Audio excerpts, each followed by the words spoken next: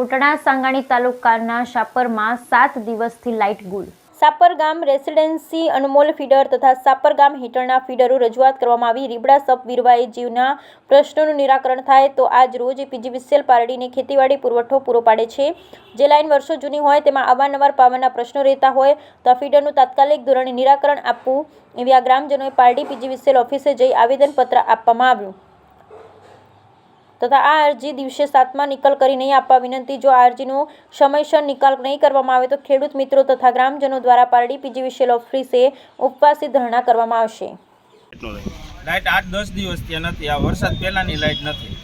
સાપર ગામમાં અને Sapar વીરવા feeder, Sapar Ribda feeder, ખેડૂતો અને પૂરા ગ્રામજનો બધા દ્વારા આજે પારડી પીજીવીસીએલ પારડી ઓફિસમાં બધા દ્વારા આવેદનપત્ર આપવામાં આવેલું છે અને એ અરજીનો બને એટલો સમયસર 7 દિવસમાં નિકાલ કરી આપવા અને એવી લેખિત અમને બાંયધરી મળેલ છે।